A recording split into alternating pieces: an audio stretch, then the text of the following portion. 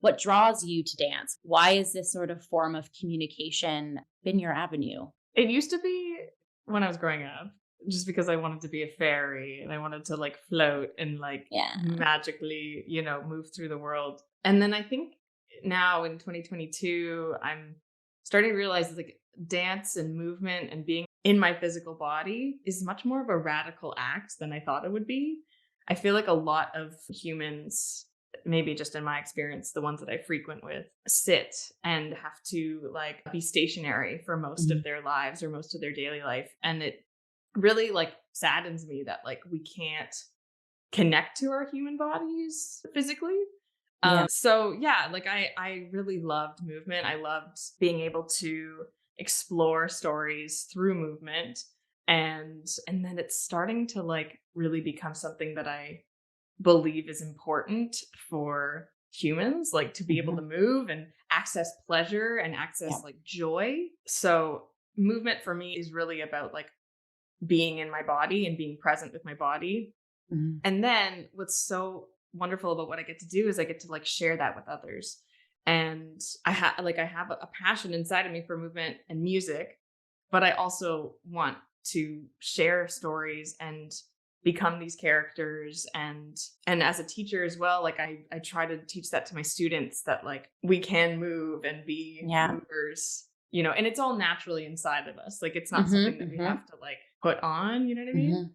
Yeah. So yeah, storytelling is a big one for me. And I think like finding ways that I can do that physically is Mhm. kind of where my head's at right now. There's a versatility to it. Like, I mean, it depends what the movement and dance, I guess, is for, but what you're perceiving and sort of making of what you're watching might not be exactly what your neighbor is perceiving or making what they're Right. watching. I have that too, where I'm like, what's going on with that abstract piece of Yeah. choreography? And I think like that's one of the challenges that I face as being like a movement artist, is that the interpretations are literally endless Yeah. about what kind of story I'm telling or what kind of emotion that I'm evoking for my audience. But like It's such like a a perfect imperfection kind of yeah, thing, right? exactly. So art versations. That is my podcast, Um, Conversations with Art at the front of it. Yes. It's a meditative conversation about the artistic process in general. And my hope is that it provides artists with a platform to reflect on what they're working on or what they have worked on. But it's not necessarily like an interview. Like, I think there's something interesting about two artists talking mhm. and kind of meeting each other in different places in their processes. So I also kind of try to relate to what they're saying and bring out questions that maybe could like counter them. The more that we can discuss what's going on, my hope at least is that it's more an efficient way to make. Like it's this constant like cycle. What are we making? Who is it reaching? What's working? What's not working? Mhm. Let's move on from there. Yes, you are the host of this fabulous podcast. You are an Mm. extraordinary dancer. You are a performer. You're a movement teacher. You are a producer, which again, we'll get into, but you literally wear so many hats and we love to see it. We Yes. love it. Just pile those hats up. So what it like draws you to kind of take on all of these roles? I think for starters, like in my early training, like it was definitely performance. And then I started realizing that I love choreographing. I love like how my performance informs my choreography and vice versa. And Mm. then I started teaching, and then it just became so many different layers. But I think there's a through line that art is about connecting with humans. So that's my goal, is just to be Yeah. able to connect with humans in different ways. They're all fedoras, but maybe they're just different color fedoras, if I can say that. Let's talk about the first time I was exposed to your work. You were performing in Transcendance's production of A Grim Night. A Grim Night is an immersive dance theater experience at the Great Hall here downtown Toronto. I was the only understudy at the time, so I was basically learning like 6 tracks at Like, once. what a tank. It was kind of insane. I don't know why I did that, but the director, Julia Cratchley, who's a dear mentor of mine from when I was younger, she trusted me with all that. And I was so grateful for it. I also was able to perform in the pre show of this big experience. So I felt like very grateful to have this role of like the bridge as the creature Yes. who was kind of like warning the audience about the grim endeavors that were about to happen. I cannot be more grateful for Julia and the entire company for letting me just kind of peek in and be there. Prance in and creep around. Yeah, love it. So let's spiral to the other performance production I've witnessed this year, which you were a part of. So Toronto Fringe, there was a show that you produced called Phantasmagoria.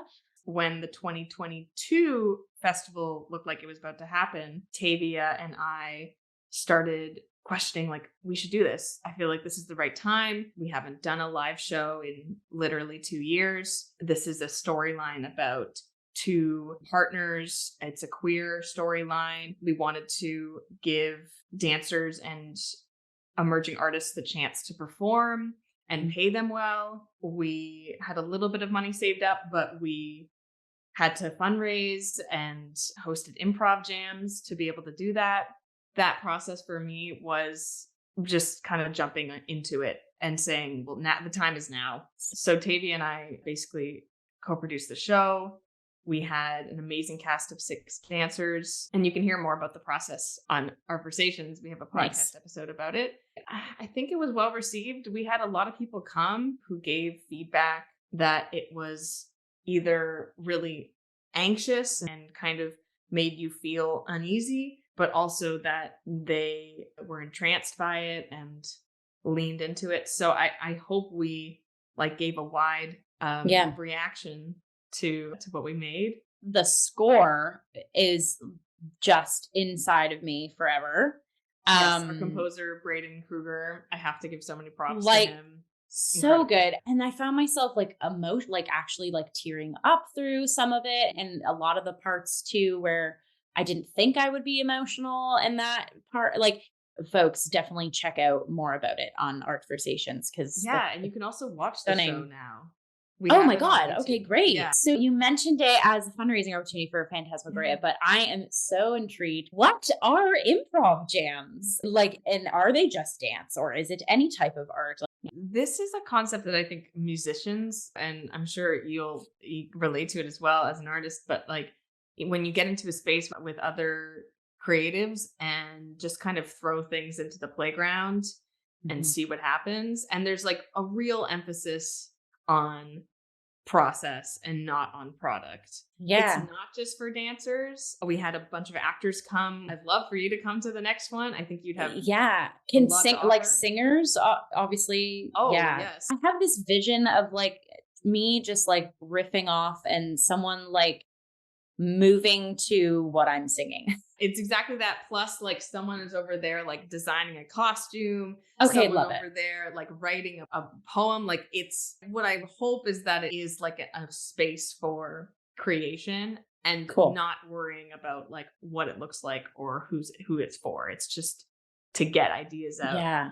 We do have some rules, just to keep the of safety course, and some kind of guideline. Yeah. And then throughout that we could do, endless things. Yeah. And I feel I would probably have a little bit more confidence of going into the next dance call or show us a movement piece. I'll be oh, that thing I worked on at the improv jam. Yeah. Maybe I'll bring that to the forefront Totally. If you are looking for a way to train that is more about community and about sharing ideas, this is the space for you. At the moment, I've kind of put it on pause, but I hope to start it up again. If anyone listening has the need to host something like this, let me know. Let's collaborate and make it happen. So, do you have any other upcoming projects or sort of what fedoras that you're going to be donning over the next little while that we can see your expertise in? I'm a part of a showing called The Garage, which is going to be performed at the Transact Club on December 9th